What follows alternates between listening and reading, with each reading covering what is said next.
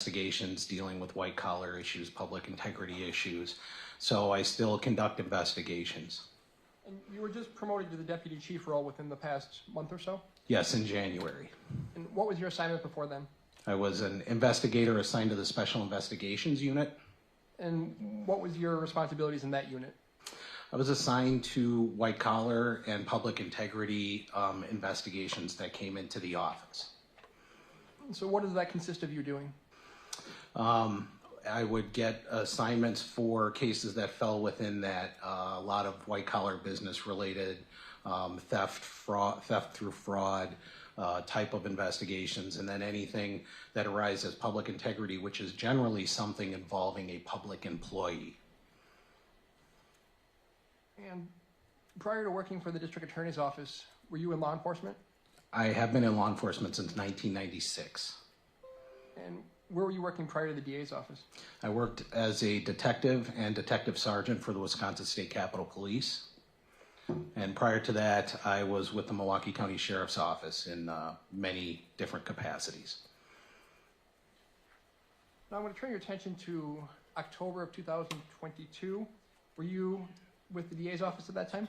Yes, I was. And were you involved in an investigation into fraudulent military absentee ballots? I was. What brought that case to your attention? Our office had received a few phone calls concerning the absentee military ballots, and there had already been a news story about it. And our office had been contacted by an attorney that represented Ms. Zapata at the time, as well as another member, Ms. Woodall, that had been here, had testified. That was a separate attorney than Ms. Zapata's attorney today, correct? Correct. So after the office was contacted, what did you do next? So I was assigned the case, I believe, on November 1st. And one of the first things I did is reach out and took a statement from Ms. Woodall, who we heard from earlier.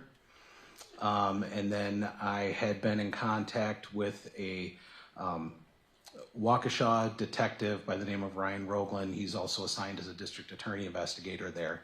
And I've been in contact with him because I had been informed that he had recovered the ballots. I object as to hearsay and outside of his personal knowledge. Any response? It's not for the truth of the matter asserted, it goes to explain his actions.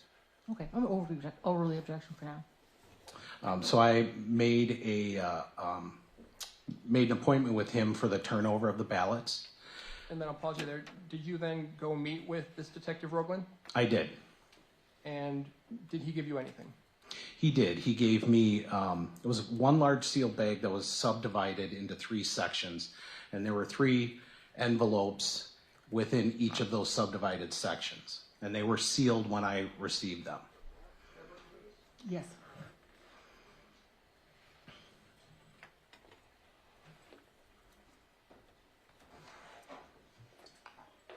Handing you exhibits 1, 2, and 3. Are those the ballots that you received?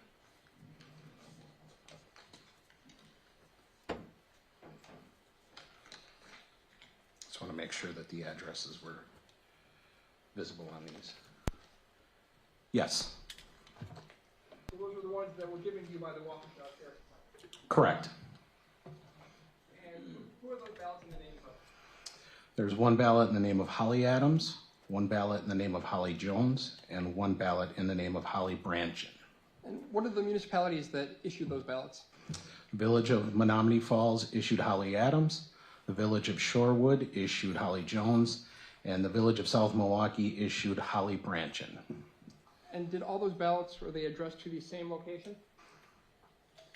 Yes, they are. And are you aware of who lives at that address? Yes, that's the home of State Representative Janel Brantdjen.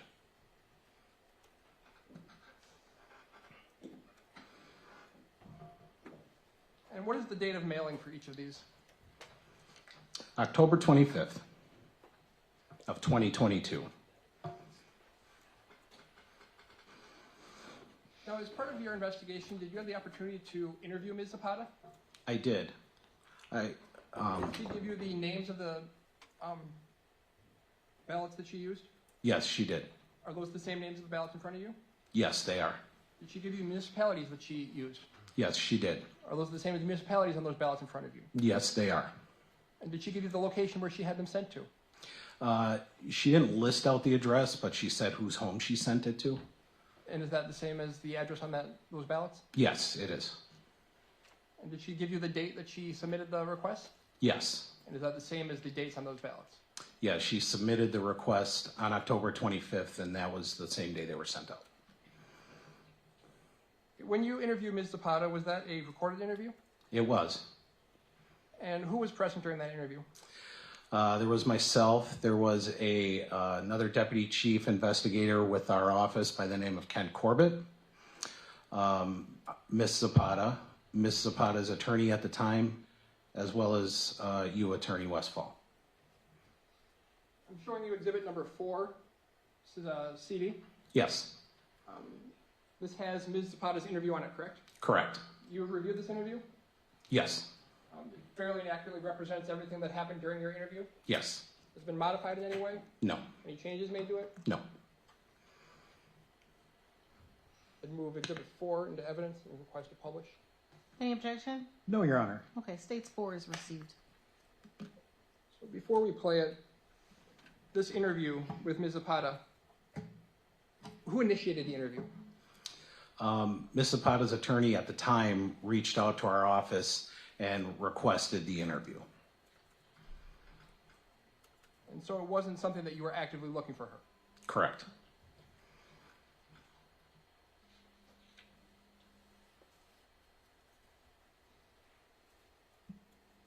One moment.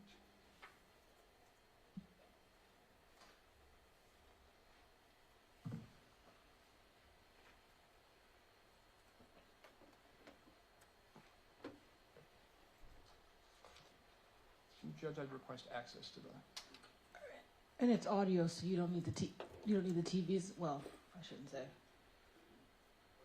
Just audio, no. It's just audio, so there won't be video. Got it.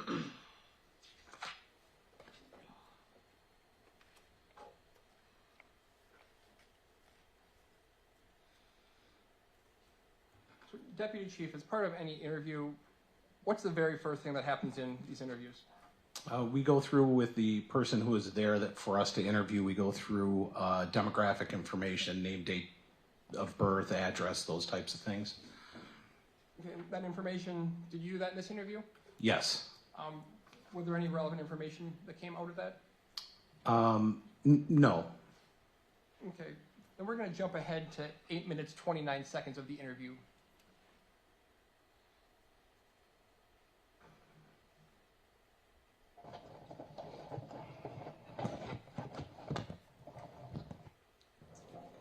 And what is your position with the city of Milwaukee?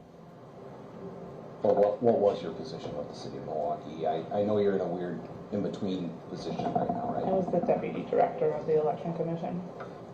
I'm going to pause it at 8:44. The first question asked, that was you speaking? Yes, it was. And the second speaker, who was that? Was Ms. Zapata. Okay, we're continuing at 8:44.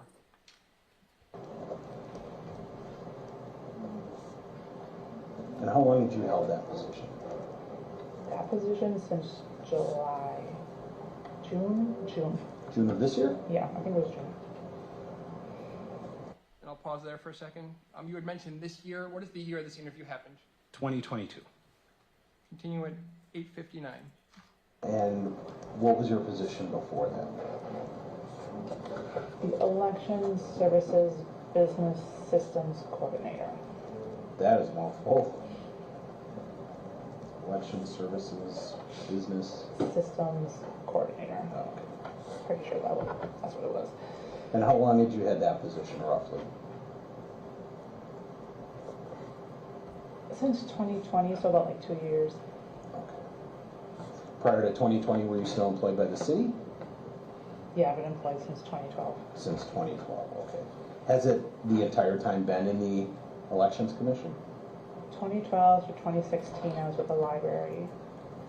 2016, I moved over to the Election Commission. Okay.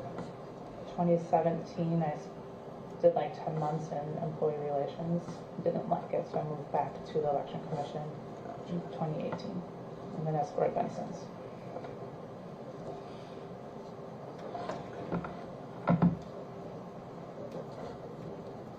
Is there anything else you want along those lines? No.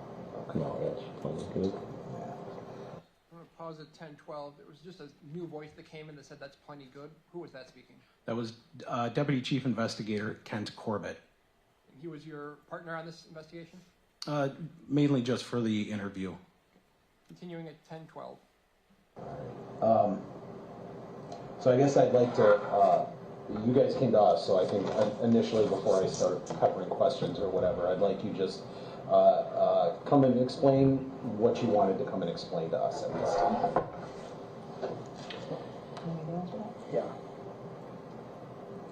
So, Well, so yesterday, and I can, you can say if I got anything incorrect. Yesterday, Kimberly contacted me yesterday morning. I can tell them this, right? I'm pausing at 10:49. We have a new voice that came in. Who was that speaking? That was the attorney that she had at the time. Continuing at 10:49.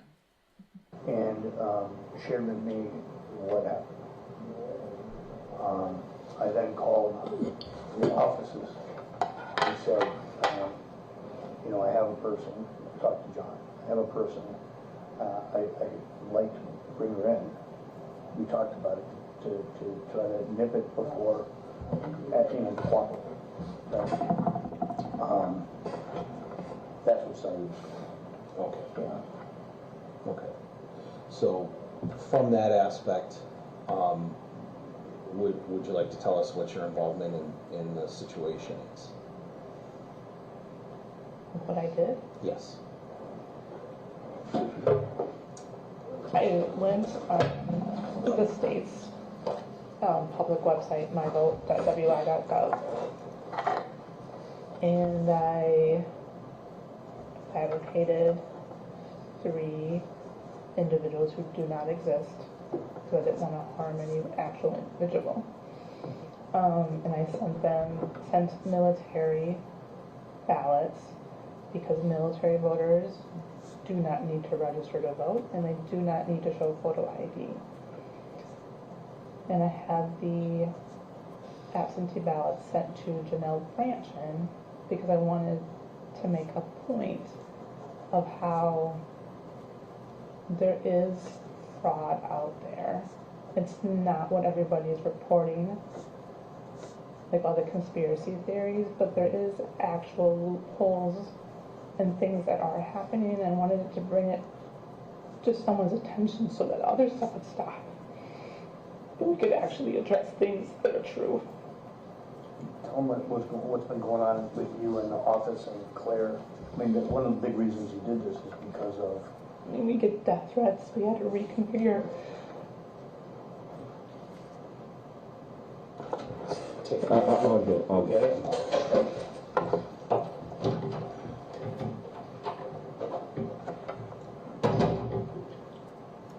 You're doing okay.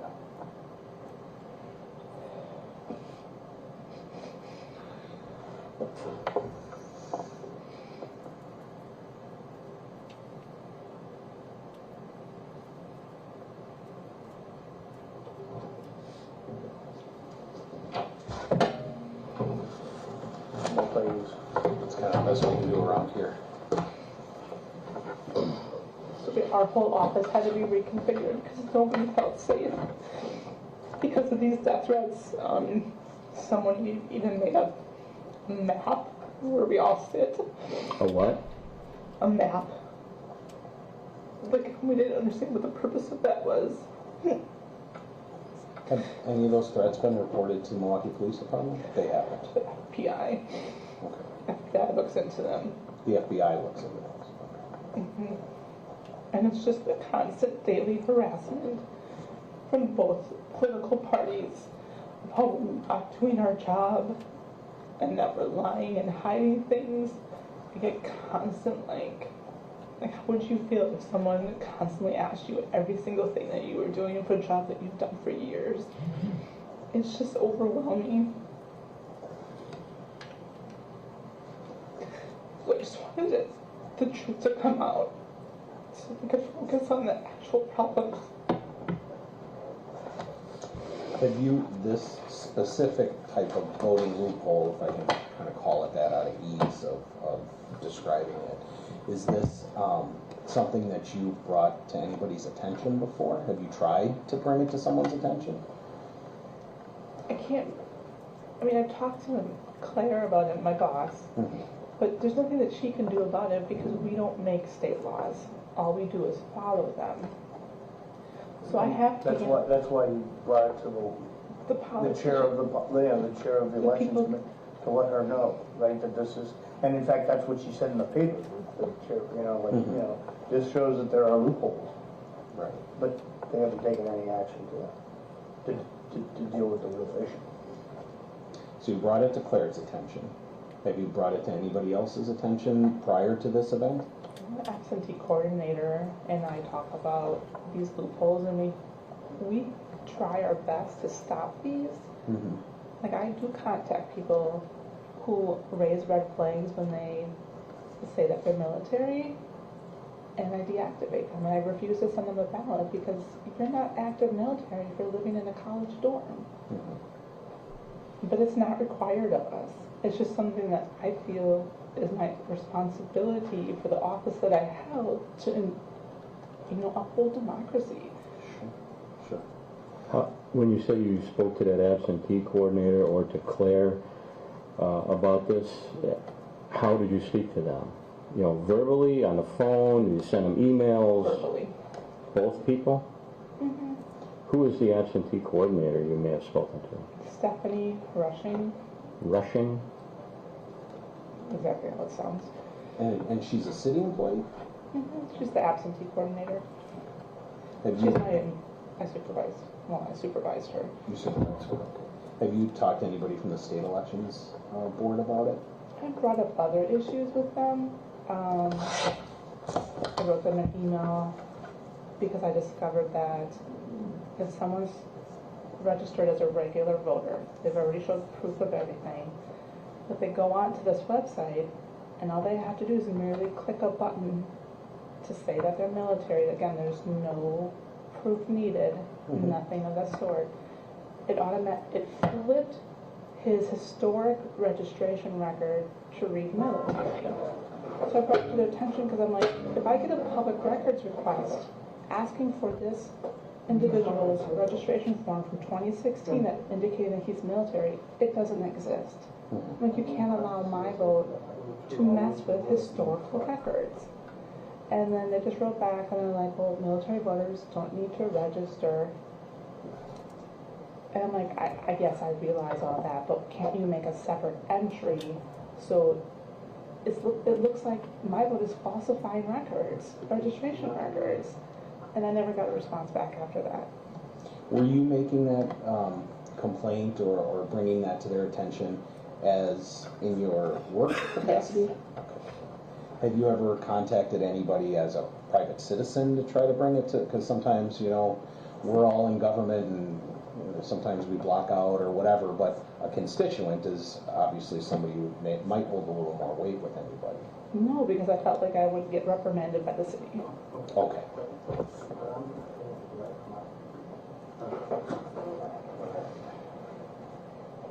There was another issue that I brought to the state's attention.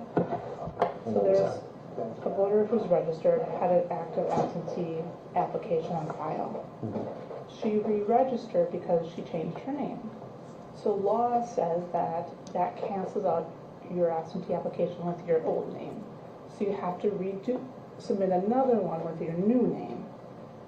The system didn't cancel out her previous registration and carried it through. So she had an absentee application in her old name, but a voter registration in her new name. They explained it shouldn't have happened. It was just a glitch in the system.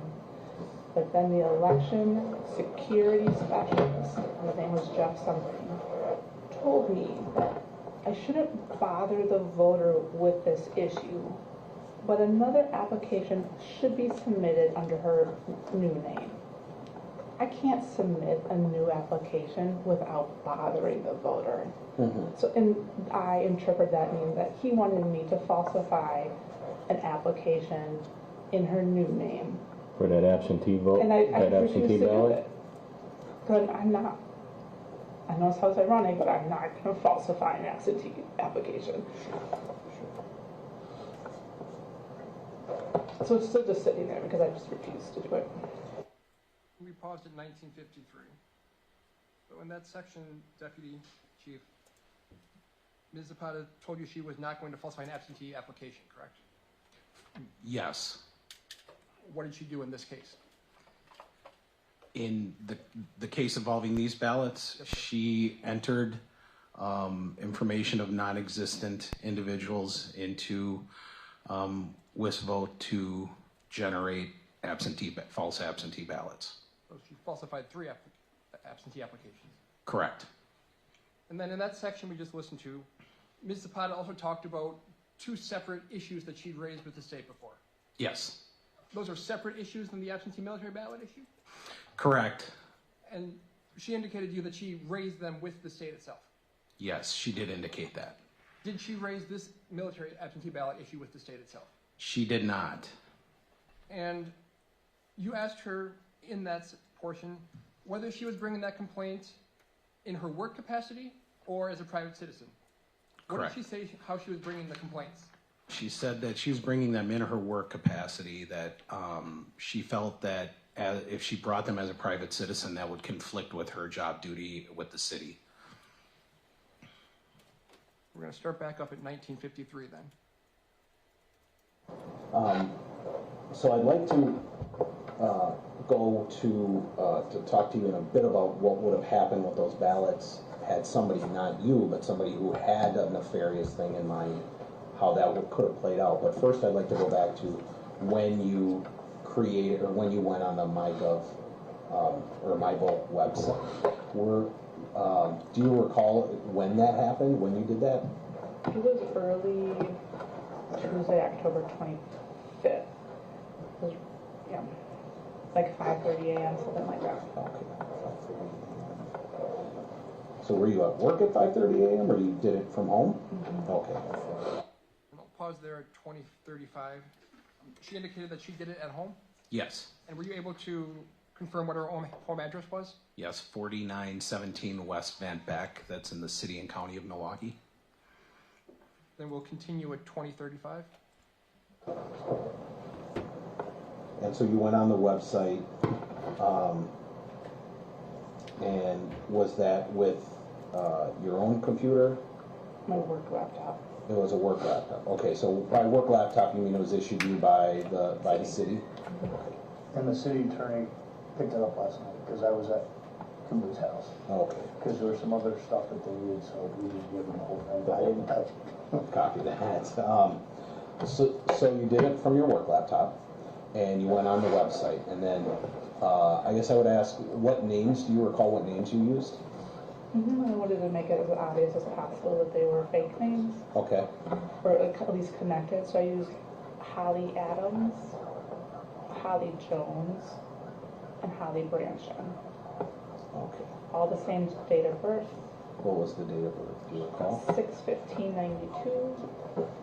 I gave them all the same. You have to put in the last word of your social. I don't know what I put, but it was all the same. Last four of the Social Security, is that what you said? Yeah, it's just the last Okay. word that you have to supply. Okay. And was there, obviously I make the connection that Brantdjen, that was the person who ended up receiving the ballots, correct? Mm-hmm. At least that last name, the representative. Was there any significance to Adams or Jones? Just random. Just random, okay. And then were you required to put in an address for the residences for these people? Mm-hmm. Okay, and do you recall what addresses you used? I used one in South Milwaukee and one in Shorewood. Okay. And Menominee Falls. And Menominee Falls. How did you come about with the addresses? You want to talk to me first? You looked at me like, Yeah, yeah. That's fine. At any point you need a chance to speak with Attorney Basilman privately, that's fine. Just let us know. And Should we step It'd be outside? best to step outside. Yeah, okay. We'll pause at 22:42. There was another new voice that just popped in. That was myself. That was. Continuing at 22:42.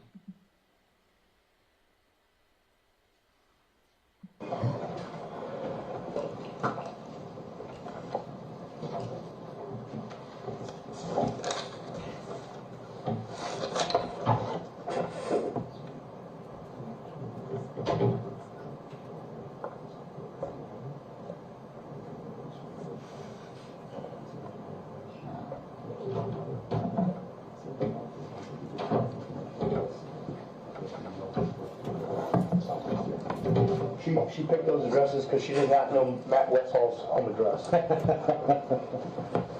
I've been trying to get it out of him for years. I'll give it to you. Go ahead, yeah. Now, and remember we talked about it, so let them know. So I picked out Shorewood and South Milwaukee because they're subpar municipal clerks, and I didn't think that they would catch it. And then I did Menominee Falls because I thought about it and I'm like, well, maybe the post office in Menominee Falls actually does their job and doesn't deliver mail to a house where that last name isn't registered. So that's why I just picked Menominee Falls and changed one of the last names to Brantdjen to see if it would get delivered. The addresses that you used for the individuals, did you have to put one in for them to know where, how did you select those? I just Googled like a street that I knew in those, and then I just, like Xylo or whatever came up, so it was at random. Okay. Are they actual houses though, or? I believe so, yes. Okay. Do you know if you put in an address that doesn't exist, does my vote still accept it? Do you know that? It does. It does. Okay. You're 100% sure of that? Or you believe that, but you're not 100%? Sometimes it does, sometimes it doesn't. Sometimes the voter has to call, but you can put in the address of the post office on Juneau Avenue, as I discovered, and it'll take it.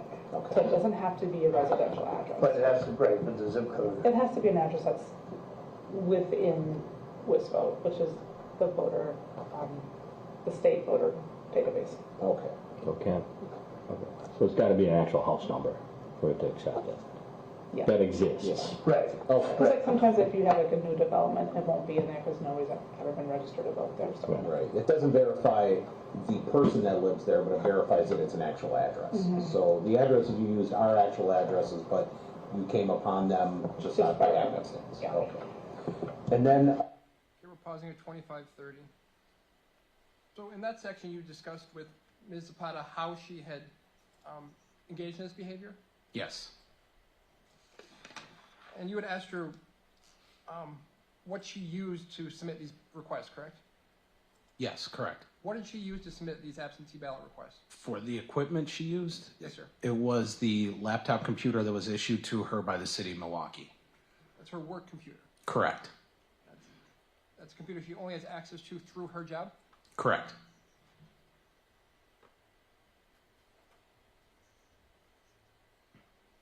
There's also a discussion about why she chose the 3 municipalities she chose. Yes. And at one point she said it was to see if Menominee Falls would deliver the ballot. Correct. That would indicate that she intended the ballot to be issued. Yes, I would agree with that. We're going to restart at 25:30. You can explain to me or walk through me why you chose to have them to deliver to the state representative that you did. Because she is the most vocal election fraud politician that I know of. And I thought that maybe this would make her stop and think and like redirect her, I don't know, like her focus away from these like outrageous conspiracy theories to something that's actually real. And just so that we're kind of clear on the record, this is which representative? Janel Brantdjen. Brantdjen, okay. And has she been vocal about election issues before? 2020. Since 2020, okay. And the issues, I don't know if God or bad, but No, you're good. so, and the issues that and the issues that the people that are giving you death threats are not the real issues, right? And she is personally traumatized my boss. She is. How has she done that? I don't know. You'd have to ask Claire, but I mean, Claire's like, she kind of shakes when her name is mentioned. Like she's. And then I also picked her too because that's the main issue. But too, like, I knew that she wasn't going to use the ballots. We're pausing at 2703. Ms. Zapata in that portion mentioned her boss, Claire. That Yes. would be Claire Woodall that testified earlier today. That is correct, yes. Okay. Continuing at 2703. So I didn't want the ballots to be used and be put in the voting machine, like, for them actually to be counted. And so when you decided you were going to have them sent to her, and then what address did you use for her? Do you remember? Her home address. Okay. You don't recall what that is? Mm-mm. Okay. How'd you get her home address? I looked it up on the WISPO. Well, and the campaign finance statements might have that too. I'm sure it's public. I mean, your Yeah. address is public record. I just thought it was the easiest way to find it. Okay, on WISPO? Okay. Did you, when did you do that? When did you look up her address? Do you recall? All at the same time. At the same time. So it was on the same equipment at the same time at home? And I want to be clear, Kimberly did not use any of the resources of the city of Milwaukee, like the database, right, or the things that special stuff that they have access to do any of this. It was only on WisVote, correct? I did it on my vote. I mean, I did look up Brantdjen's address on WisVote because it would just be faster than Googling it. Okay. And so if you can just explain to me exactly what WisVote is. WisVote is the state voter registration database that the Wisconsin Election Commission has created and controls, but every municipality uses it. Okay. Is that just then for municipal employees, or is that something that a private citizen can access? It's just for municipal clerks, election commission employees. Okay. You have to log in with some credentials to get on it? Yeah, Okay. And so you did that at the same time? yeah. And as part of your job duties, are you allowed to look up individuals on WisVote? Mm-hmm. And are you allowed to do it for non-work-related purposes? I mean, I don't, but I mean, this is like the case that I did it, but Is there a rule against that? I don't, not that I'm aware of.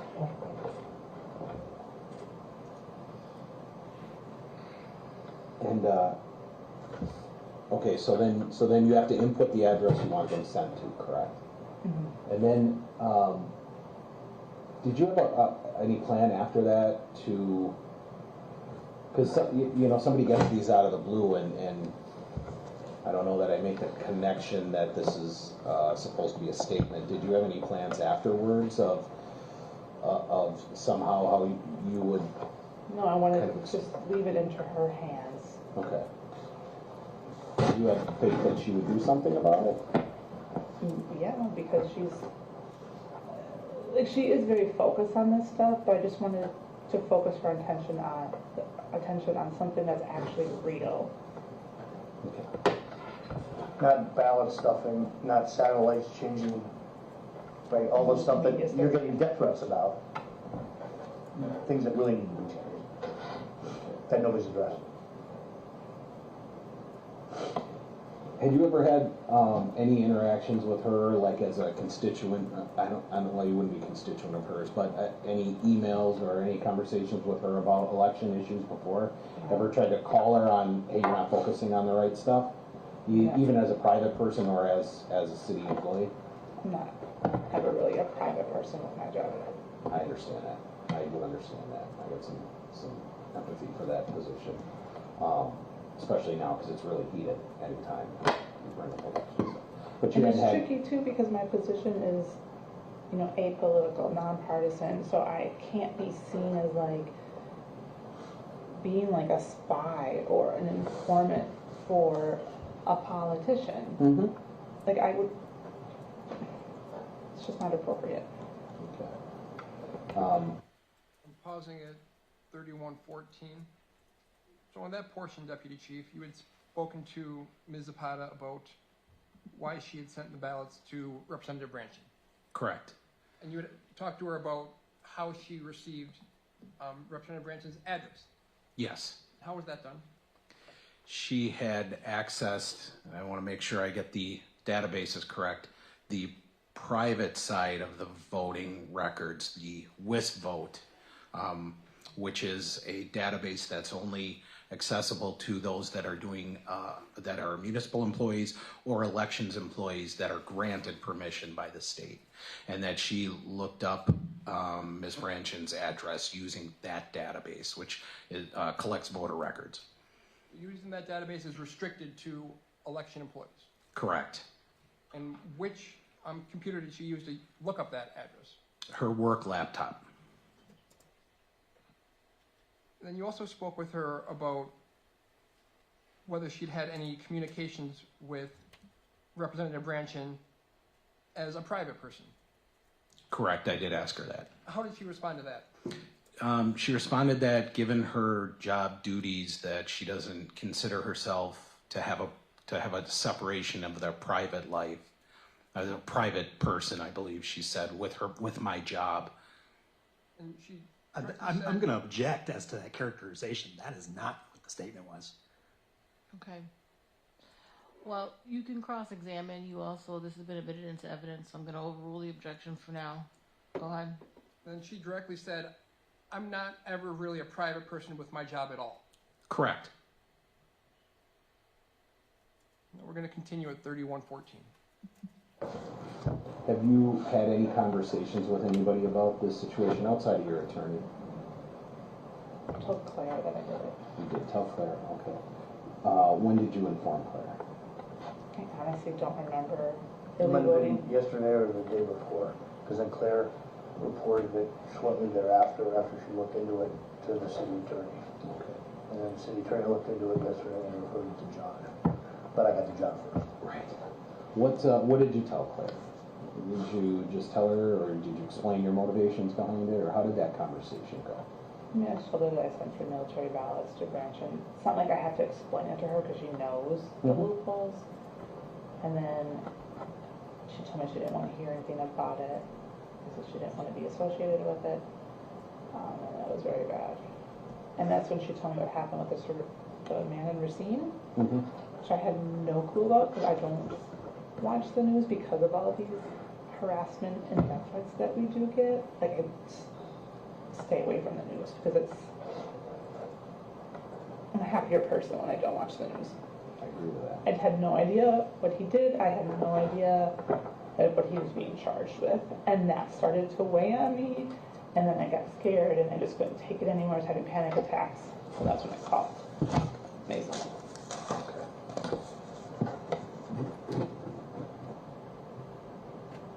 So your conversation with Claire, she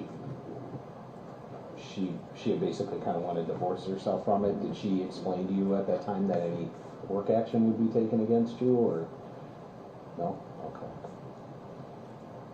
Did she feel?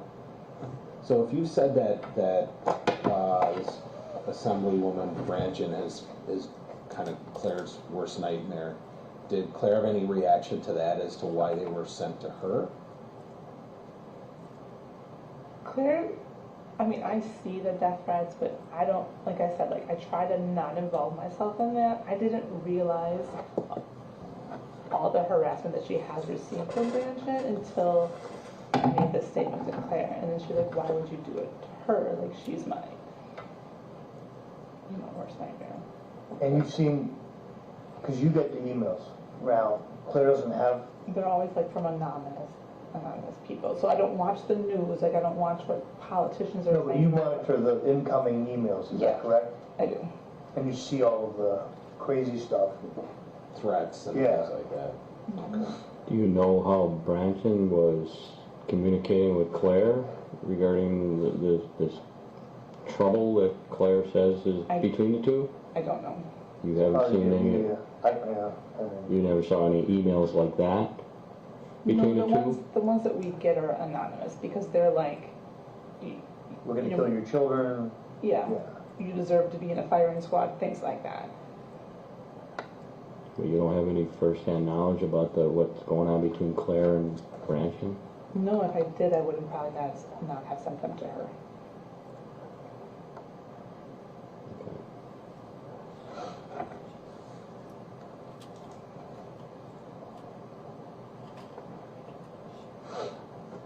Had you had, since there were big investigations going on that I believe Attorney Gableman was leading, had you had any interactions with him or his team involving this, either as a private employee or from the city? Okay. And where he was going down was not, it's like, those are the people that were giving you death threats, right? He wasn't going down the real issues. His supporters, I believe, are the ones that Right, do all this stuff. right.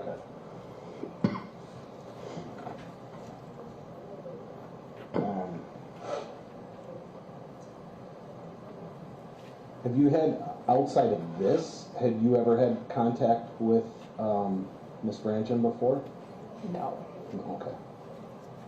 No, I'm just trying to, connect the dots of why, why she popped into your mind first, because there's other politicians talking about election stuff, right?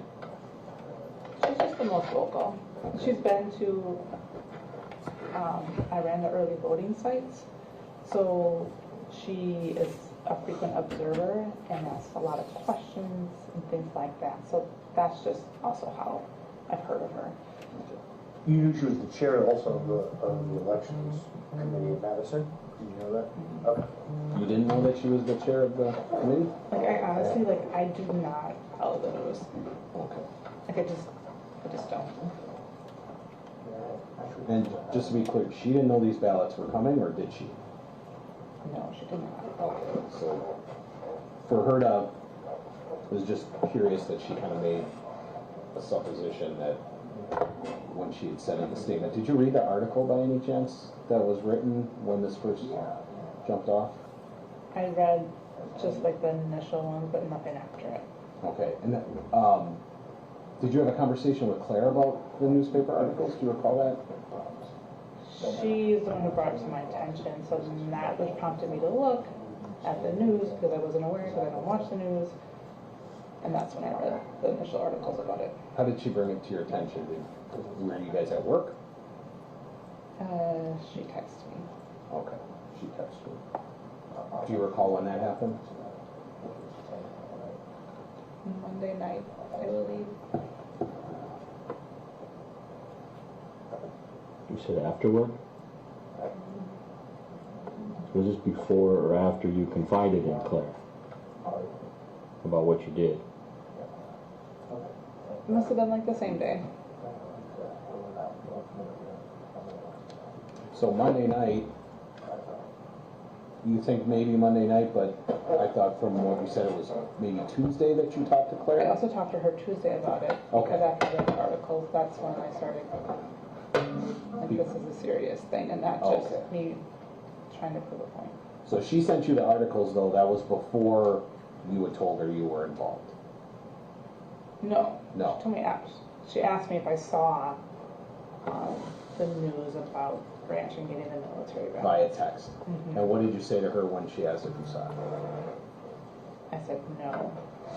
And then she kind of, she copied and like gave me Brantdjen's statement about what she thought about it. And at that point, you hadn't seen that at all either. So you hadn't, No. you hadn't yet seen kind of what the end product of what you had done was. You hadn't seen that yet. And that was while you were at home. She was texting you that. Okay. Did you have a work cell phone? I do. You do. Okay. Was she texting you on that one? Personal. So that would have been Monday night, and then that's when you kind of became concerned over what had happened. When did she tell you about the Racine issue? Was that same night frame? I don't know if it was Monday or Tuesday, like I honestly don't remember. It was all running together to my brain. I'm also trying to manage 14 early voting sites at the same time. I'm trying to get together 250 people for central count. Like, it's just, my days are all blurred during elections. Understood. I get it.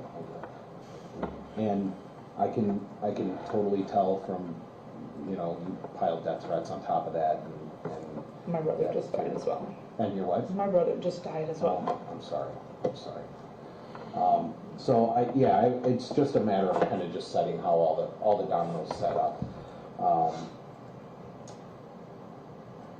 And so, again, then you decided to send them to Brantdjen. We explained where we understood kind of why, and that she didn't know they were coming yet. She made a statement that she kind of felt like it was a statement.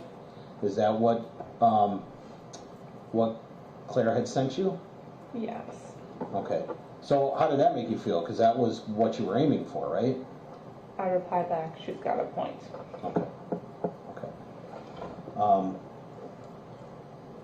Did you have any plans at any time, had it not kind of gone the way it did, of coming forward with your involvement, or did you figure something different? There was no planning in this. Like, I just did it at a moment that I was just like fed up with everything, and in a high stress moment, and I did not think it through. I didn't have some manipulative plan. I just thought I just wanted to get the truth out there. And that's why I completely made it 3 people, and I knew that wasn't going to affect or harm. And I sent it to her purposely because I knew she wasn't going to cast the ballots.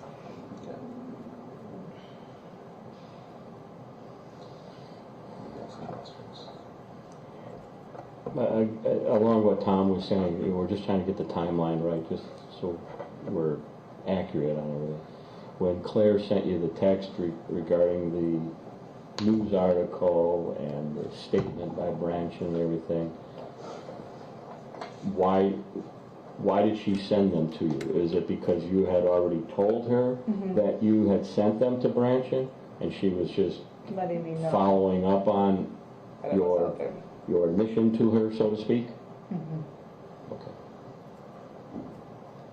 But then it was after you received those articles, during that time, was that when Claire... What happened, but I don't move my finger. Oh, okay.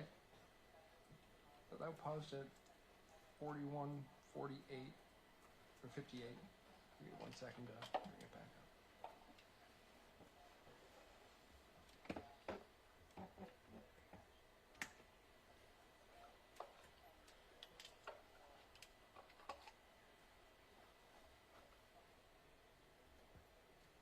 Sleep mode for you. Starting again at 4:1:58. I don't remember if that was Monday or Tuesday, but I just remember like seeing that the sheriff was involved and stuff like that. And then I actually did go on like Facebook and like started reading this stuff, and then I saw like when people were connecting me to this Racine guy, and I'm just like, People on Facebook were connecting you to the Racine guy? Yeah, saying it was like the same like whistleblowing. Not you, But but No, just no, the person. just the person. Oh, Yeah. okay. And the sheriff and DA are not charging them, right? It's the DOJ. The DOJ, yeah. Should have done it in Racine.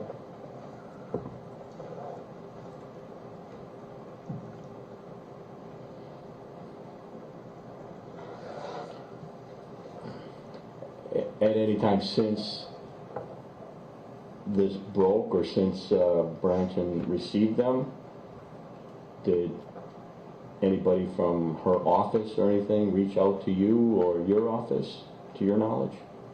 No. She did not. Nobody reached out to me. I don't know about the office. I can't speak on that. And I think the original question I asked to get down to this was, who else besides your attorney have you spoken to? And you said Claire. Is there anybody else that you've spoken to about? Stephanie, the absentee coordinator. I meant specifically about your involvement in this with having these ballots. So is Claire? I mean, I told my mom last night. Sure. Besides close family, anybody professionally or anything. And since this has happened, have you made any attempts to reach out to Ms. Brantdjen, No. just to Nobody, I clarify? told her to just, let me handle it. Okay. Don't talk to anybody. Okay.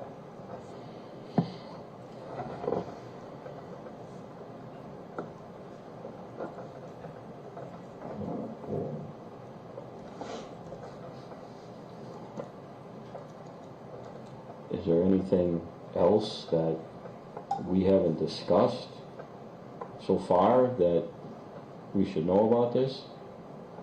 I mean, just that there are things out there that need to be changed, right, which you talked about, right? And the things that everybody's been hyped up all about, including people with the death threats, are following down a false narrative. It's not true. It's a lie, right?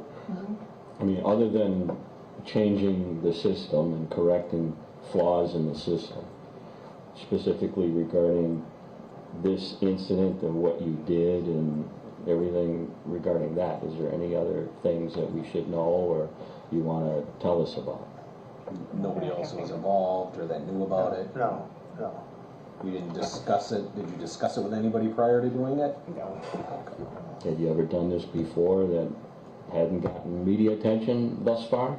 No. Yeah, okay, all right, good answer.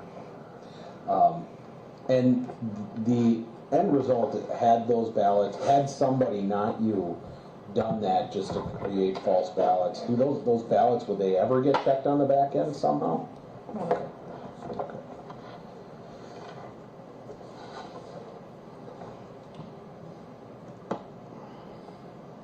I just have a couple. Huh? I just have a couple questions. Just one more follow-up. Have you done something like this that had gotten media attention before? No. I stick to the rules and I stay out of the spotlight. That's just, Okay. I mean, it's my personality and my reputation. Okay. Have there been any other times where you've tested the system, so to speak, like you did this time? No.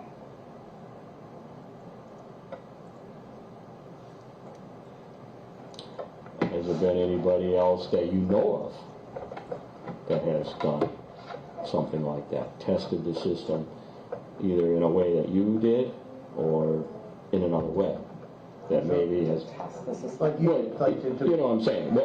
In my opinion, what you're doing is testing the system and exposing a flaw in the system, correct? Yes.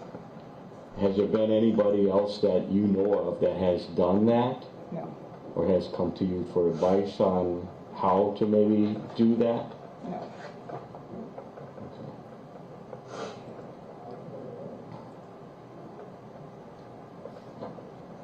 Just a few questions for you, Ms. Zapata. So, the information you provided when you submitted these absentee applications, you said the information was false, correct? For all three individuals? And in doing that, did you know the ballot would be obtained? I didn't know, that's why I did 3. I had a glimmer of hope that one of the municipal clerks would question it and stop it. Okay, but the purpose of filling it out was so that they would issue ballots, is that correct? But, yeah. And then, as the deputy director, could you just kind of a general description of what your job duties are? I supervise registration and absentee ballots. So all aspect of absentee ballots, by mail, by email, in person. I run all the early voting sites, which is in-person absentee, and then I run central count on election day. And so, in supervising all aspects of absentee ballots, I assume that means you need to be very knowledgeable about them, and you need to, one of your jobs would be to help maintain the integrity of those ballots. Yes. And one of your responsibilities would be to make sure that things are done the correct way with the system. Yes. And so that you would have known going in that this was not the correct way of submitting a ballot. Right. So you knew going in this was wrong.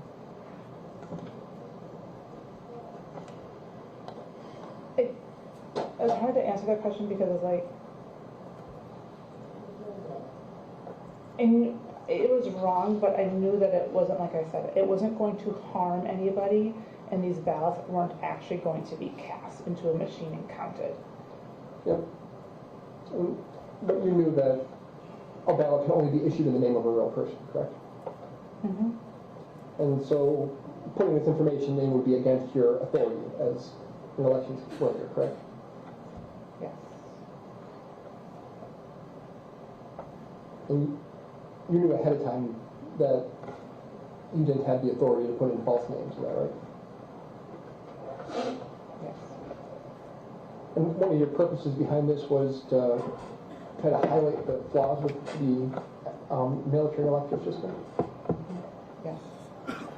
And one of your responsibilities as the executive director is to maintain the integrity of that system, correct? And so highlighting the flaws would be something that could go towards your job duties, is that right? Repeat that? Trying to highlight those flaws in the system would be something that is part of your job you'd want to do to make sure the flaws are known. Yes. I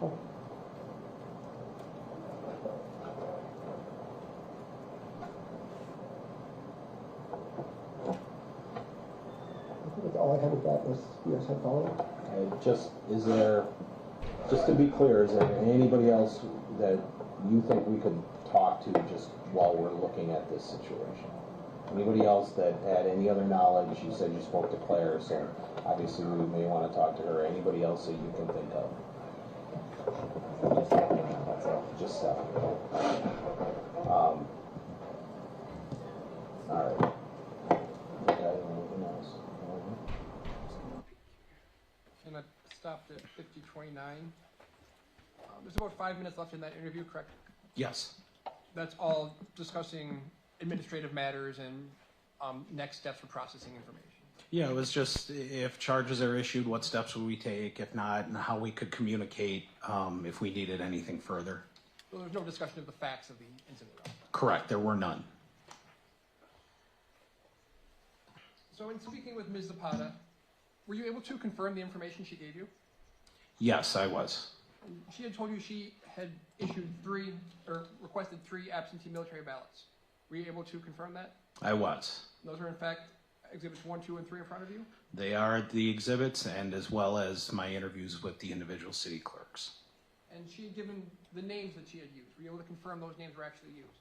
Yes, And given the different municipalities, could you confirm that was accurate? that was accurate. And she had told you that they had been sent to Janel Brantdjen's house. Did you confirm that? I did, yes. Essentially everything she admitted to in the interview, you were able to confirm independently. Correct.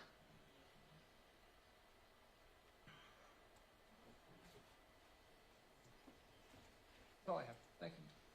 Cross-examination.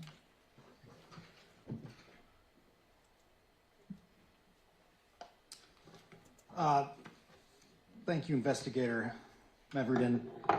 Suffice to say, this is not your first interview you've conducted as a law enforcement officer. Correct. How many have you conducted? I would say interviews over 100, Maybe many more than that? probably, but it's hard to put a number on. Okay. So from 1996 onward, you've been engaged in law enforcement. Correct. And for the last how many years you've been doing public integrity and white collar crime? About a little over 4.5. And in this case, you were asked to sit for an interview by Ms. Zapata's then attorney, correct? Correct. And you arranged to have a conference room in the district attorney's office available for Yes. this interview. Yes. And evidently there's no video in this room? We used audio. The video I find is very difficult to use in that room. Okay. So you did have the ability to use video if you had wanted. Yes. And this room is a smaller conference room, is that fair to say? That's fair. And like any conference room, there's a conference table and chairs around it? Correct. And early in the interview, you say that the door was closed, but Ms. Zapata was there on her own volition. Right? Correct. Okay. But this is a smaller conference room with the table, the door is closed, and it's yourself, Kent Corbett, who's a former homicide detective. Correct. Kind of has a large personality and presence, fair to say. Sure, yeah. Mr. Westfall Yes. and Kimberly and her attorney. Yes. So it's essentially four large men, 4 men, and Ms. Zapata in this closed room, correct? Correct. And again, this is she was fairly nervous in this interview. At some point, she starts to cry. She had periods of emotion, yes, and it was, you know, understandable given the situation, but she did have was very clear during most of the interview and did not have any emotion at some point. Okay. You had never had an interaction with Kim Zapata before. Correct. Okay. So you don't have a good gauge of her personality. That's correct. Okay. You wouldn't know if she's an outwardly emotional person or if she tends to be very robotic and matter of fact. That's correct, yes. And so she may have been manifesting being clear and matter of fact when she could have really been under some acute pressure. Fair to say? Yes, it's fair to say I would not know how she would react to those situations. And in fact, you said that at the end of the interview, in one of the portions that was not played, that you probably feel a ton of pressure given the circumstances. I may have said that. I don't recall specifically.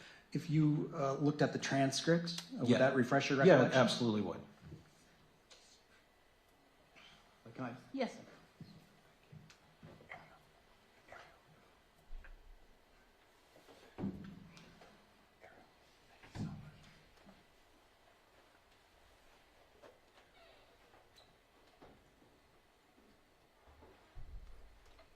I'll ask you again, at this point, having read the transcript, do you recall stating to Ms. Zapata that you probably feel a ton of pressure?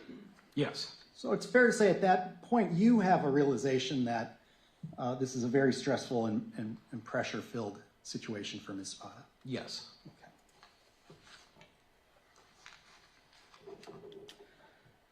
And in a portion that was not played for the jury, you went over some demographic information, including Ms. Zapata's prior work history, right?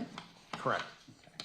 And in fact, she did not come to the city through the Election Commission, right? No, she did not. She was a librarian. Yes. Okay. Beginning in, I believe, 2012.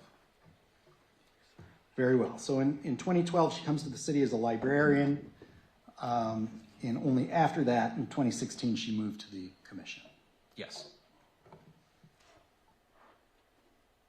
Now, she did tell you about the threats and the job stress at the commission, right? Yes, she did.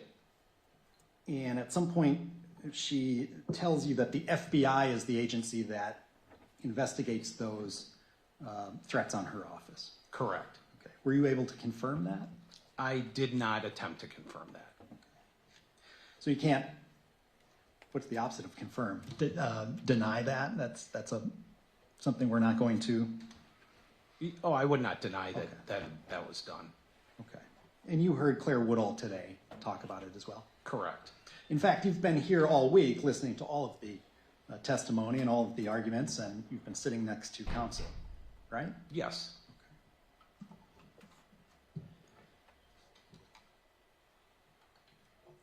You also heard about, in addition to the threats and the conspiracy items that Claire Woodall and Kimberly Zapata and the rest of the staff at the City Elections Commission was dealing with, but also Kimberly's job stress as well in particular, right? Yes. Including dealing with 14 early job sites, organizing 250 people for central count, and all the other day-to-day items. Correct. And her explanation for requesting the military absentee ballots were that she was, quote, fed up because of all the stressors in her life. Yes.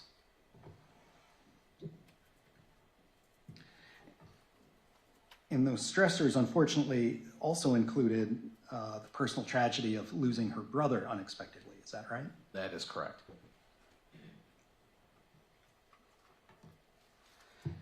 At some point, Investigator Brantdjen, she is asked by either you or Investigator Corbett whether she ever raised an issue as a private citizen instead of in her private capacity, and her answer is that no, because I felt I would get reprimanded by the city, correct? I do recall her saying that, yes. Okay. So at that point, you had already had the idea that she could act outside of her official capacity as the deputy election clerk and act as a constituent to reach out to a politician, correct? I had asked the question. I didn't know the answer to the question. But you had contemplated that as an idea, right? Yes, but I don't know what her work rules dictate for that. Well, let's forget about what the ultimate question is. But you, at that point in your investigation, as you're listening to Kim Zapata, you contemplate the idea that, well, have you ever made a policy or pointing out a fix to the system to a politician as a constituent outside of her official capacity at her job, right? Correct, I did ask the question. Okay. And she said, no, because I felt I would get reprimanded by the city. That was her response to you. Yes.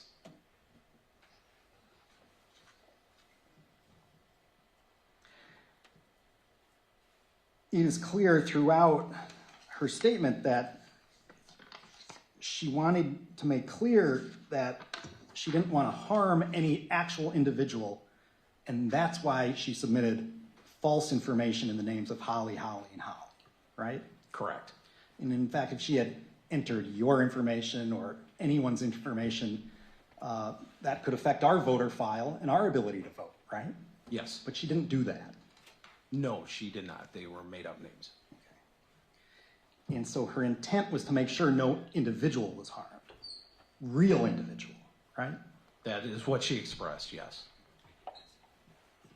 In that her intent, her purpose was, I wanted to make a point of how there is fraud out there.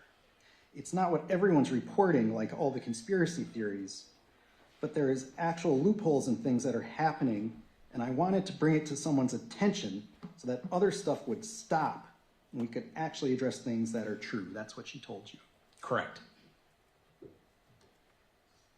There's no evidence in this case that that statement about her intention is untrue. I'm sorry, if you could... She stated what her intention was, which I just read to you, making a point about election fraud and bringing it to someone's attention to point people away from the conspiracies, essentially. Yes, correct. Is there any evidence in your investigation that shows that that expression of her intent is untrue? No.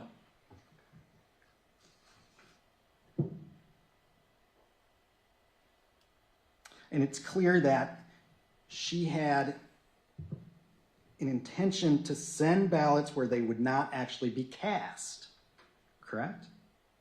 Yes, she did say that she felt they would not be cast because of whom she sent them to.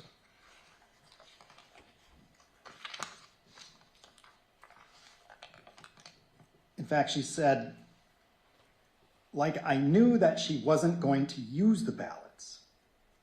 And then you say, in affirmative. And then she says, so I didn't want the ballots to be used and be put in a voting machine and, like, for them actually to be counted. That's what she said to you. Correct. And in fact, on direct examination, you talked about the message from Claire Woodall where she sent Janel Brantdjen's statement about these ballots to Kimberly. Do you remember that? Yes, I do. And in fact, that text message was the exact same language from a press release that Janel Brantdjen had released on the 31st of October. Yes, I believe that Ms. Woodall said she cut and pasted it from that. Okay. And that statement is, I believe someone was trying to point out how easy... Objection. Hearsay. They have opened the door as to this message at this I point. agree. The objection's overruled. Thank you.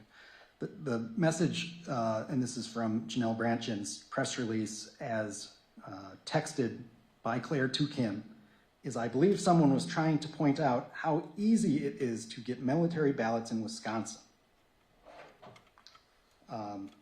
And so it's very clear that Janel Brantdjen, at least in her press release,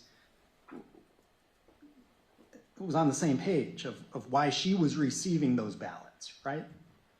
It appears so from the statement. In your investigation, did you speak with Janel Brantdjen? I did not. In your investigation, did you learn that she had ever changed her thought about that statement that she made publicly? No, I have not. So as we sit here today, the person who the ballots were requested to be sent to understood that they were being sent as a whistle being blown, correct?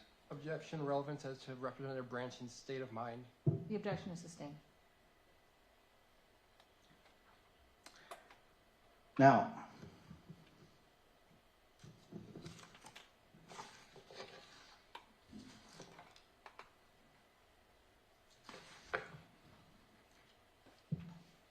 she says throughout this interview with you, meaning Kimberly, she wanted the conspiracy people to look at the real issue of this flaw in the absentee ballot system, right? Yes.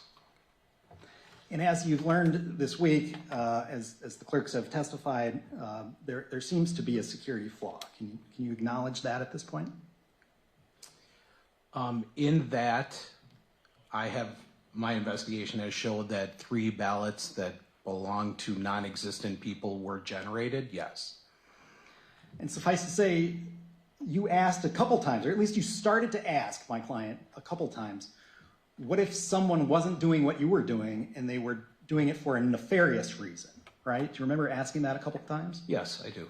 And that would mean, what if someone were actually trying to obtain extra ballots, to vote on extra ballots, or maybe take someone else's ballot, right? That would be a nefarious use of this loophole.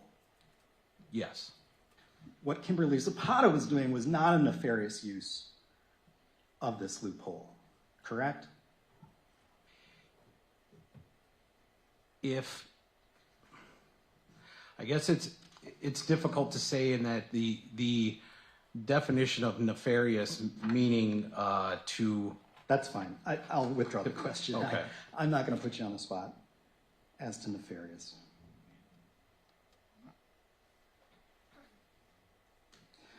You asked her, though, whether there would be a check on the back end, meaning at some point, would somebody have, on the back end of either the election or the system, would have found these 3 ballots had been applied for wrongfully, correct? Yes, I did ask that. And as we've learned today, there really is no check on the back end for these ballots.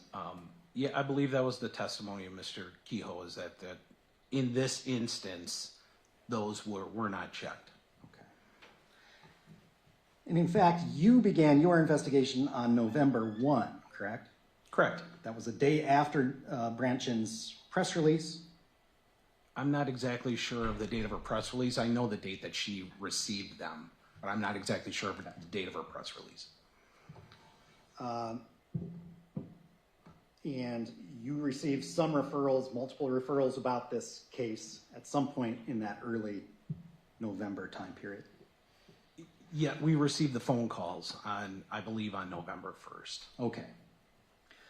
And we've learned from the clerks that these were applied for and issued, these ballots, on October 25. And Janel Brantdjen did her press release on October 31, and you opened your investigation on November 1. Yes. Right? Okay. So 8 days after these are requested and some days after they are sent, only because they were sent to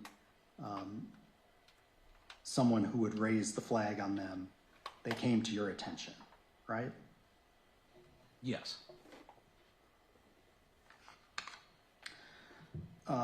And obviously, if you had her attorney not reached out to you to arrange this interview, where my client voluntarily walked into the conference room, tracing the origin of where these ballots had been requested would require some investigative work on your behalf.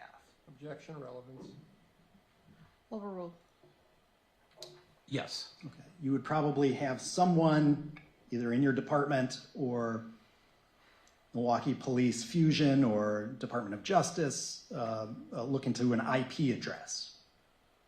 That would have probably been where the steps would have led to. Okay. And then you may have to do a subpoena for records or a search warrant and start looking for this person, correct?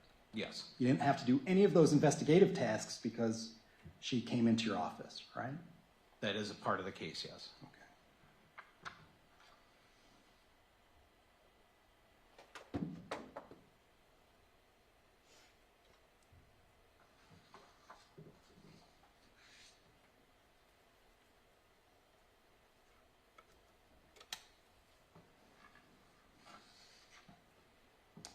Now, you never asked, you asked what laptop she used, and she said she used her work laptop, correct? Correct. Did you ask her why she used that particular computer in her house? No, I did not ask her that question. But there was nothing special that you learned about that computer. It's just a PC computer, right? Correct. And you obtained that computer and you obtained my client's cell phone in this investigation, right? Correct. Okay. She voluntarily gave you her whole cell phone to be analyzed, right? Yes, she did. And in fact, you sent it out and there was a report of 750,000 pages in a PDF of what was on her cell phone. The page number I'll give you, I don't know for sure. Approximately. Okay. So basically her entire search history, her entire text history, email history, anything she could have been using her cell phone for, you have that in your hands, correct? Yes. And there's nothing within that cell phone that makes you believe that Kimberly Zapata requested those absentee ballots for anything other than the reasons she stated to you in your interview. Nothing on the cell phone that would show that she had another motive? Is that what you're Correct. asking? I did not find anything on the cell phone that showed another motive. Now finally, and I know it's been already a long afternoon, but do you recall towards the end of the interview that we listened to, your colleague, Investigator Corbett, say, in my opinion, what you're doing is testing the system and exposing a flaw in the system. And she says, yes, correct? I did hear that, yes. So it is the opinion of your colleague, former homicide detective, the imposing figure, that's what she was doing, testing the system and exposing a flaw in the system, correct? Objection, asking the chief deputy to speculate as to another individual's state of mind. The objection is sustained. You did not correct him when he said that in the interview, correct?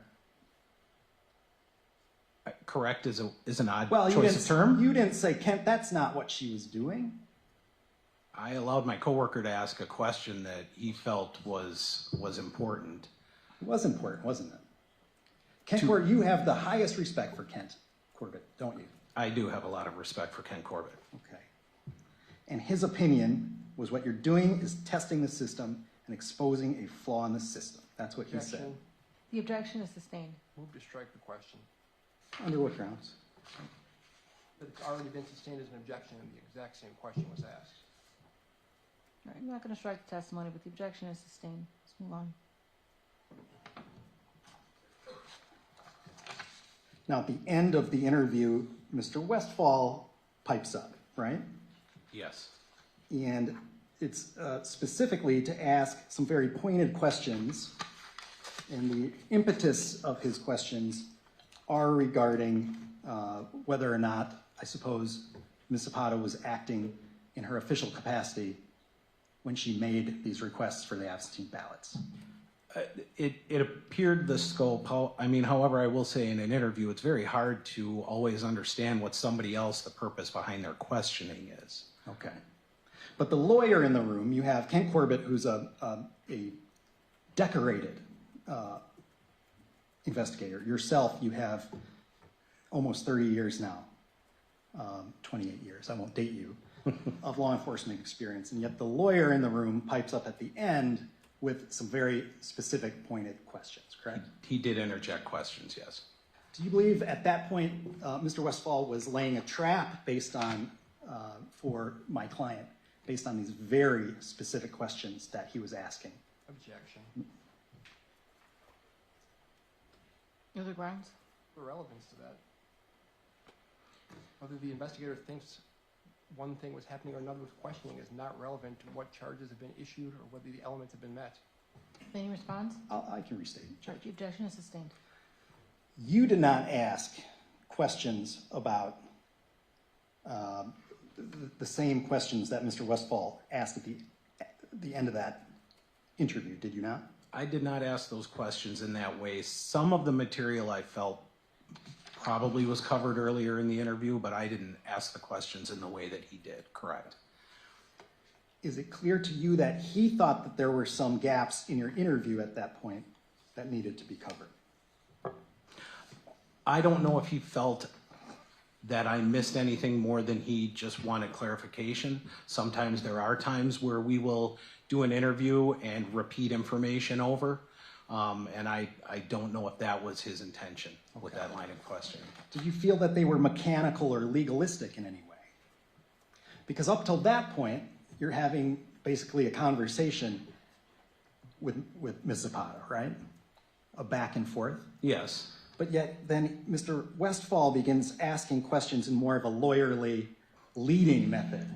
Kind of like what I'm doing to you, correct? It was a style, but it's not a style I've not seen before in interviews. It was a very direct style, yes. Okay.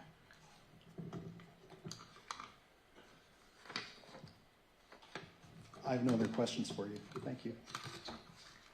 Any redirect?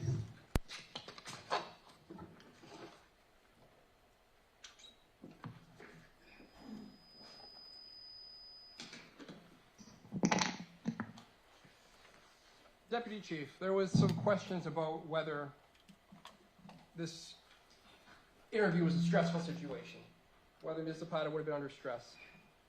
Is that common for all interviews with law enforcement? I would say, given that situation, yes. Speaking to police when you've been accused of a crime is a stressful situation for anyone. Yes. Then there was also questions, you had asked a question about whether someone could act as a whether Ms. Zapata could act as a constituent. Why do you ask questions in the first place? Pardon? Why do you ask questions of someone in the first place? I asked questions to find out their answers, their motivations, and what they were thinking at the time that they did certain actions. So asking a question, does that mean you believe that's the truth, or that you want to find out what the answer is? I want to find out what the answer is.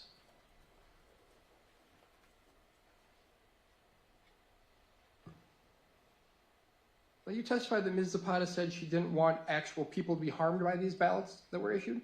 Those were the words that she said in the interview, yes. But she wanted the actual ballots to issue.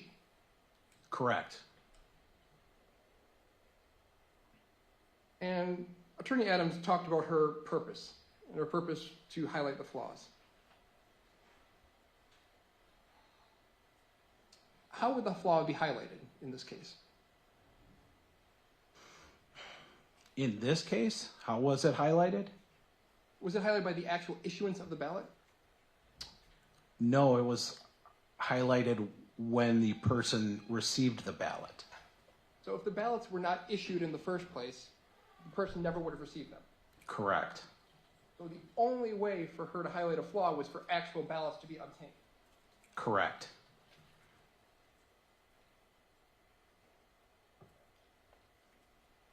And in fact, she was asked during her interview, quote, the purpose of filling it out was so that they would issue ballots. Is that correct? Yes. And she said, yes. Yes.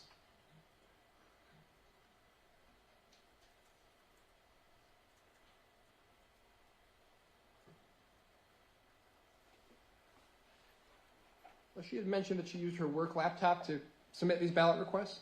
Yes. And counsel had questioned why that was different than another laptop. She also had to use the WISPO database, correct? That's correct. And that is the internal database solely allowed for election materials by election workers. Yes.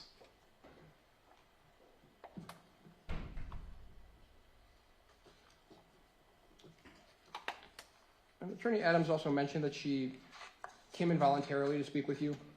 Yes. She was pleasant. Yes. She was cooperative throughout the investigation. Yes. Did she submit false information? To obtain the ballots? To obtain Yes. the ballots? Yes. And were ballots actually obtained based on the false information she submitted? Yes, they were. So her being cooperative, did that change the fact that she committed these offenses? No. Nothing further.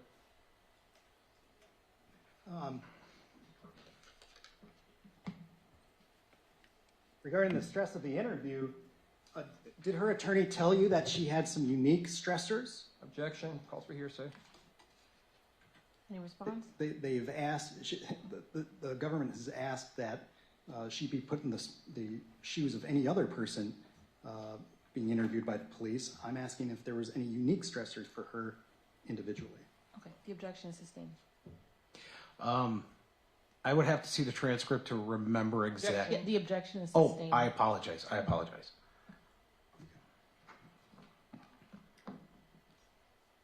You were talking just now about Ms. Zapata being cooperative, correct?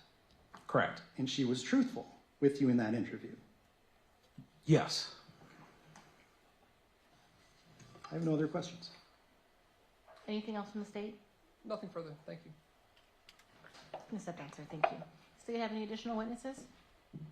At this time, Judge, the state has no further witnesses or testimony. Would rest subject to rebuttal. Ladies and gentlemen, we're going to take a break. We'll bring you back in as soon as we're ready to get started. All right.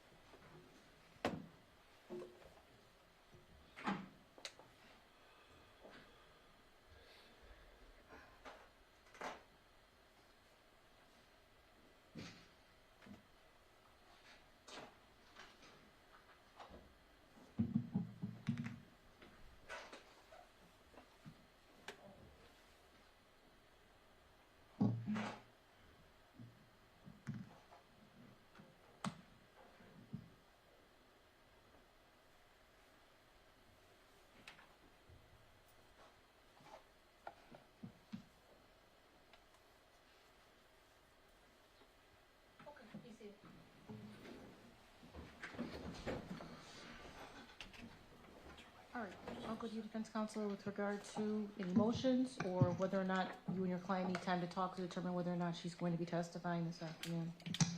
Your Honor, I plan to e-file 2 motions to dismiss based on the state's case. If I can beg the court's indulgence for one moment. Okay.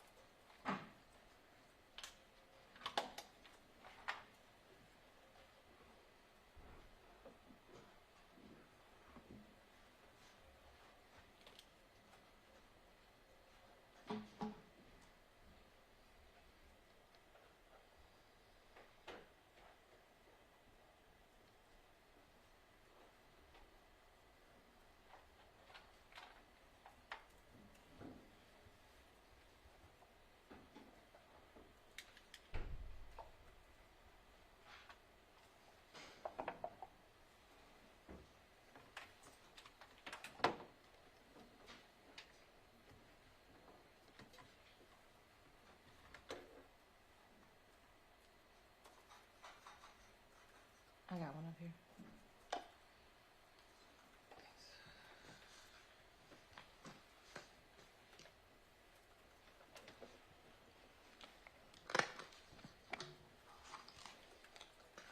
Obviously, I need to take a look at these. The state hasn't seen them yet. I want to take a break and go back. If I can avoid adjourning until tomorrow, I'm going to do that. So let me go in the back, review the motions, give the state an opportunity to take a look at them. Why don't we just we'll let the jury know as well. Why don't we take 15 minutes and then we'll come back scheduling wise to see if we're going to be able to continue this afternoon or if I'm going to adjourn until tomorrow morning. Anything else before we go off the record? I just note that over the noon hour, I did provide the council a copy of proposed verdict forms. Okay, I appreciate it. We'll go off the record and we'll come back in 15 minutes.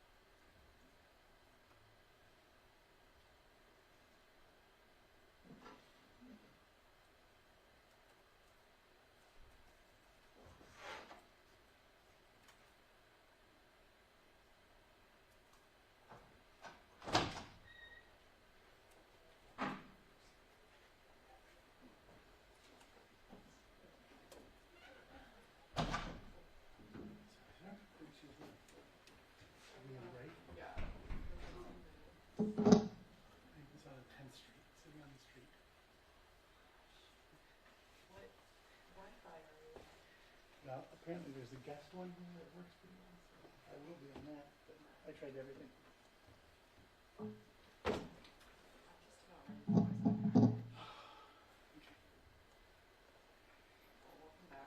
Thanks.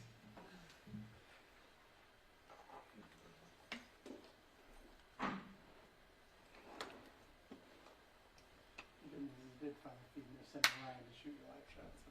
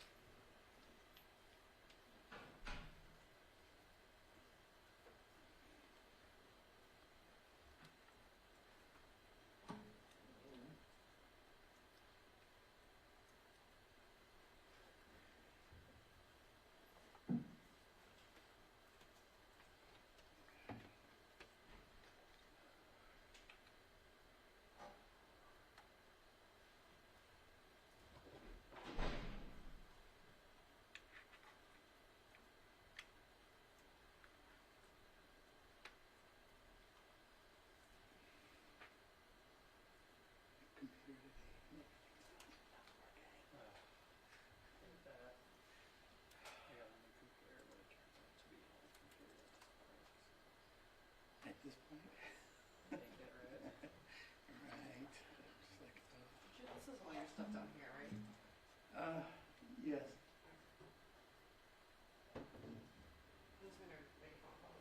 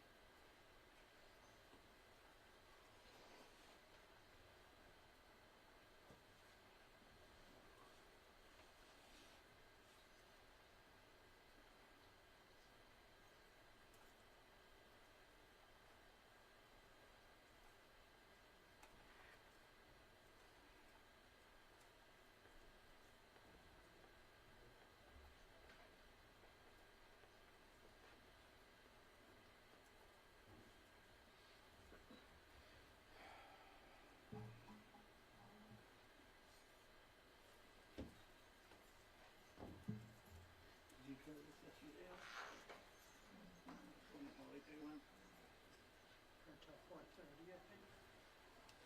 4:30. 4:45. To the bitter end.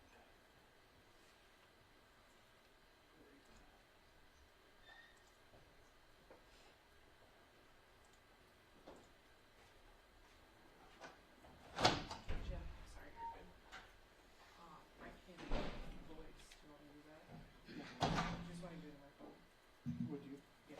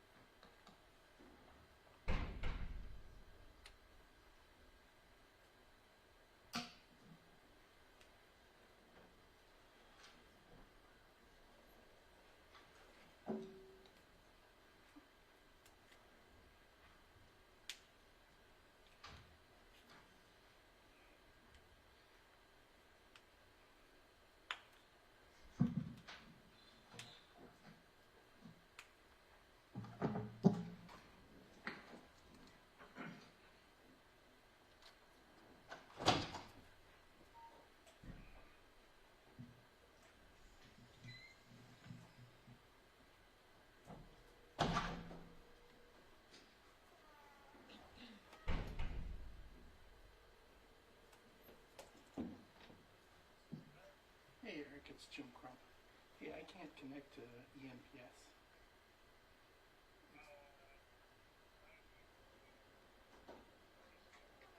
Oh, I didn't know I had to do that. Okay, I will try that.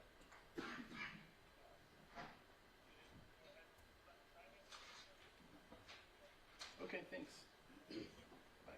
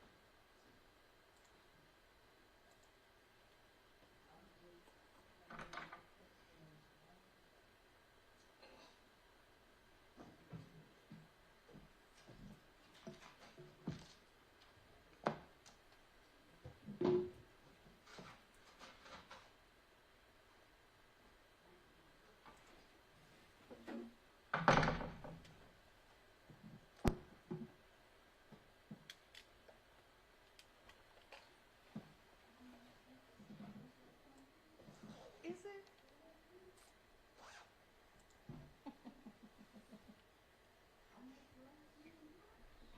I know.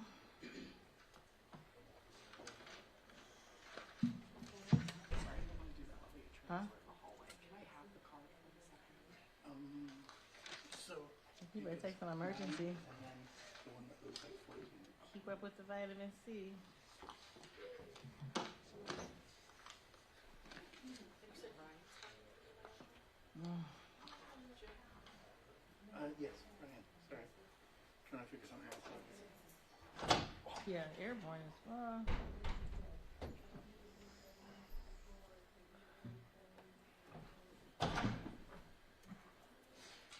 And you gonna email me the script? Yeah, hold on. This is what text message.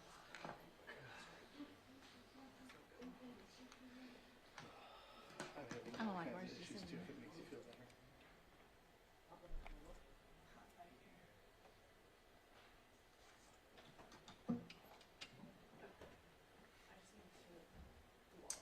We're just waiting for Attorney Westfall. I don't know what time I went back. Has it been 15 minutes?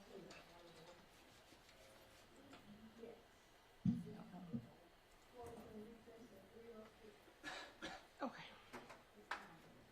Yes.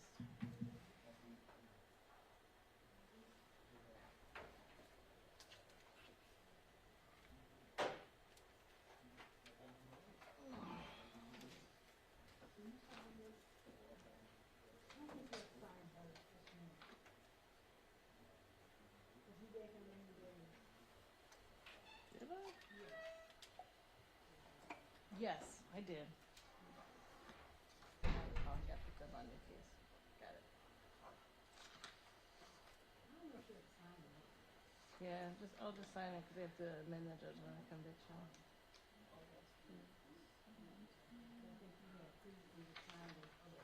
Yes, I did.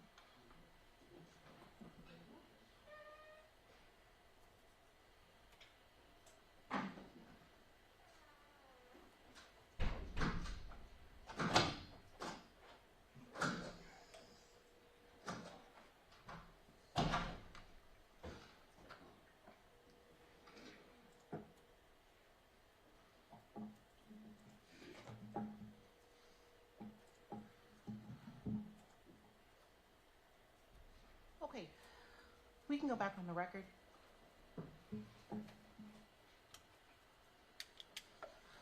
All right, we're back on the record. The appearances remain the same.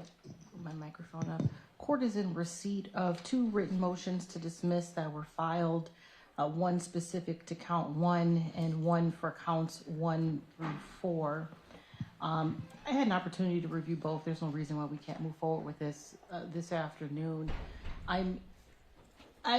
I know what I'm going to do on the one on count 1. I'll make a record on that in a second. I would like you to respond, Attorney Westfall, with regard to the motion that's titled Motion to Dismiss Counts 1 through 4 with regard to the definition of obtaining an absentee ballot. I would like to hear the state's response to that. Yes, Judge. I think counsel is reading more into obtaining than the statute requires. The statute does not require a ballot be personally obtained. That's not in the statute. It requires a ballot be obtained. You can obtain something by getting a result. The ballot being issued. So there's nothing in the statute that limits obtain to only people that physically have it in their possession after they make these false statements. I mean, that reading would essentially mean that any person that made false statements to get a ballot, as long as they sent it to someone else, could never be prosecuted under this section. That would be an absurd result.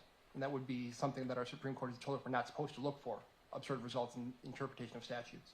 Okay. Anything else on just that motion, Attorney Adams, before I move to the second issue?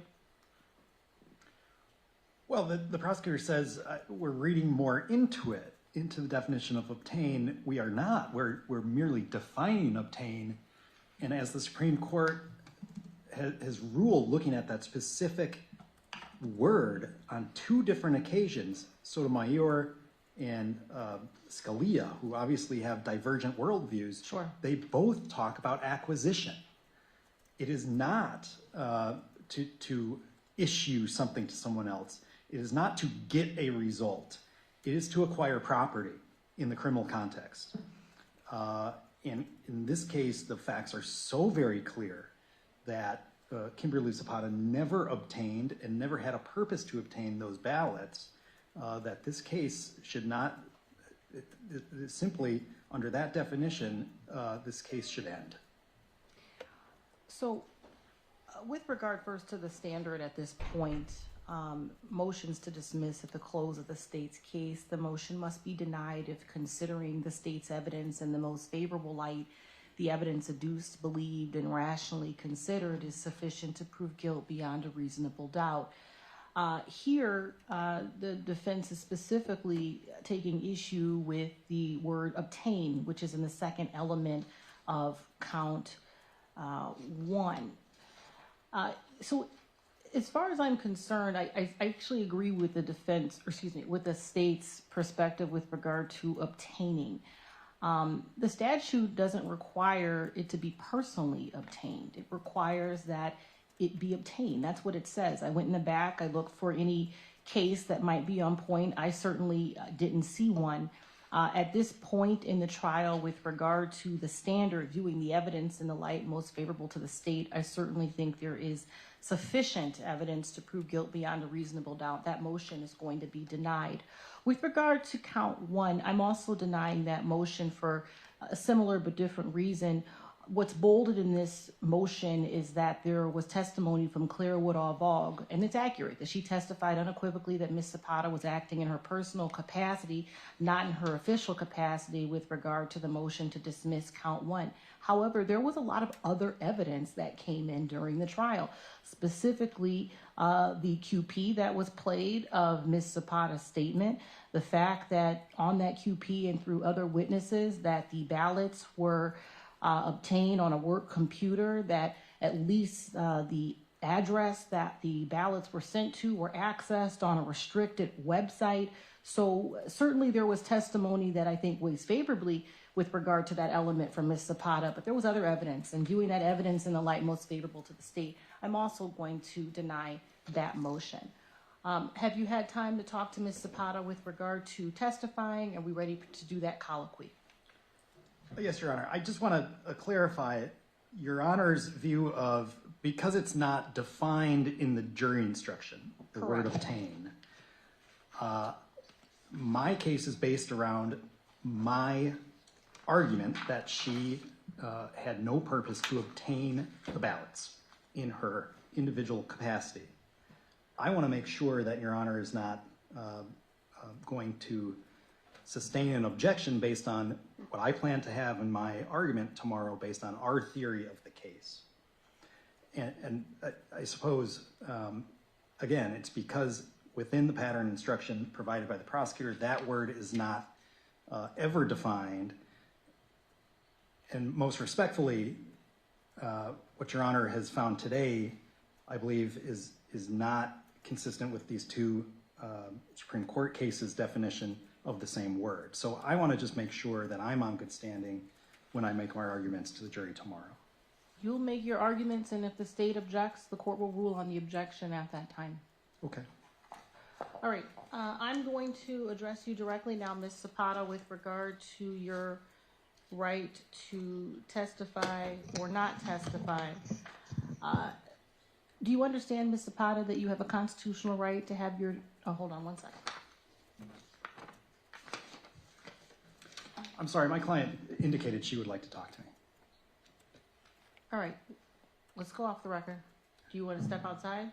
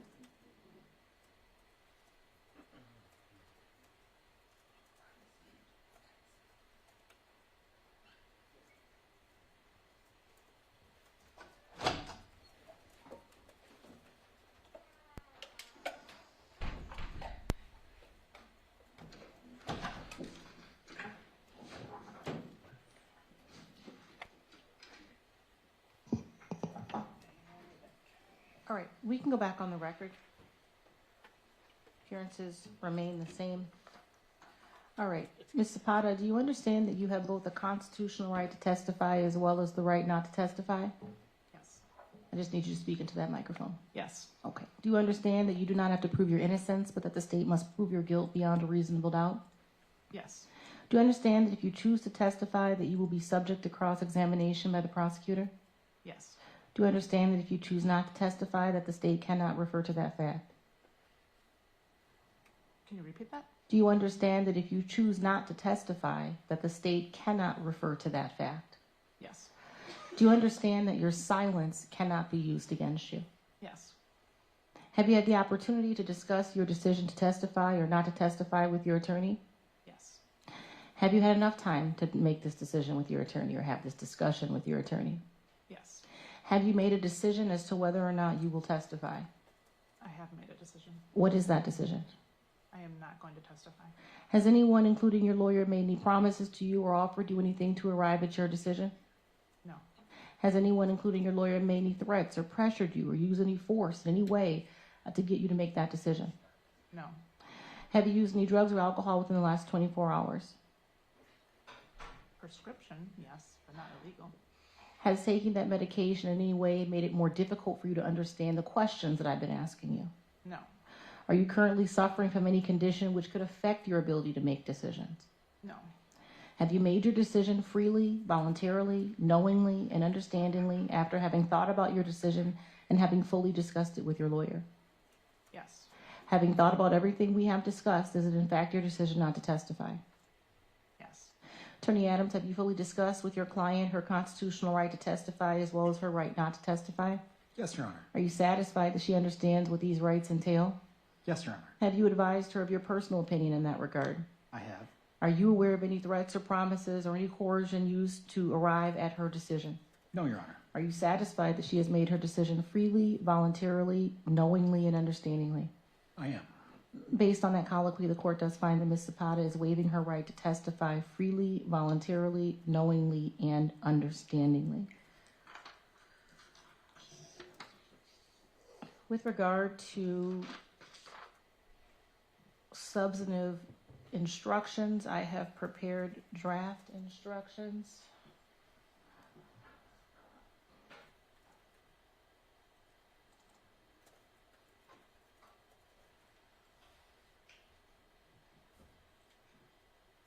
Sandy, I'm going to print 2 copies of instructions for the parties.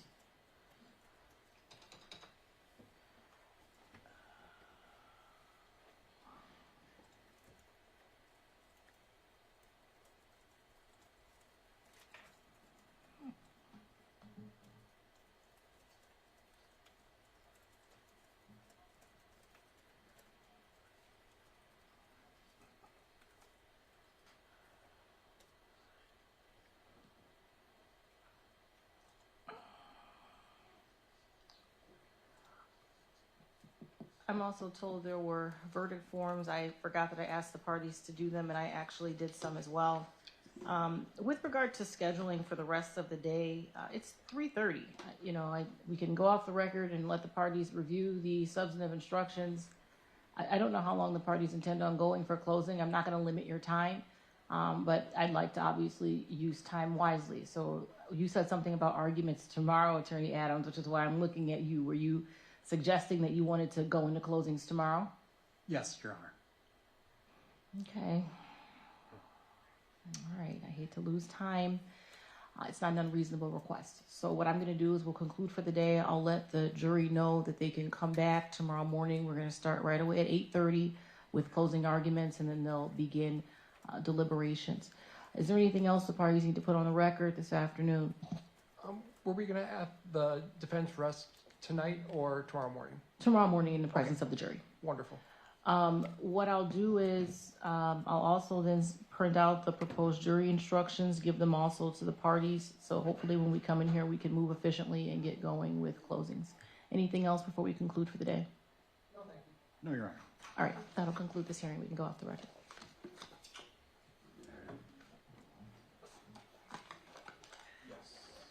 I have verdict forms too. Let me...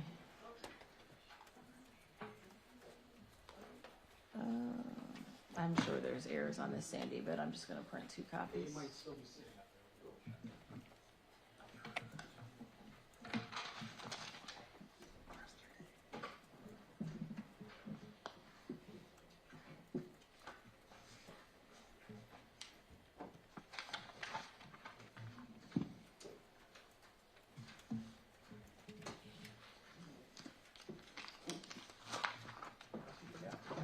That I forgot. I'm sorry, that was my fault. I forgot to rebalance. Sitting as you were sitting.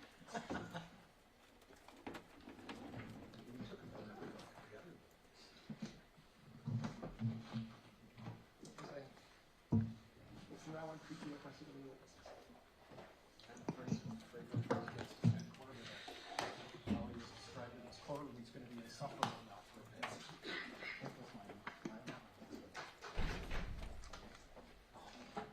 that his place on the east side?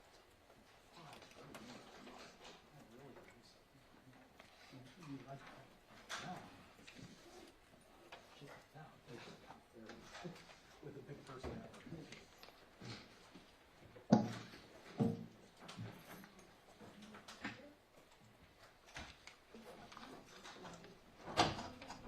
Everyone have a wonderful day.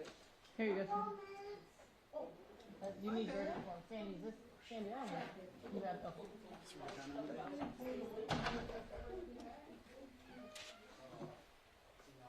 I'm just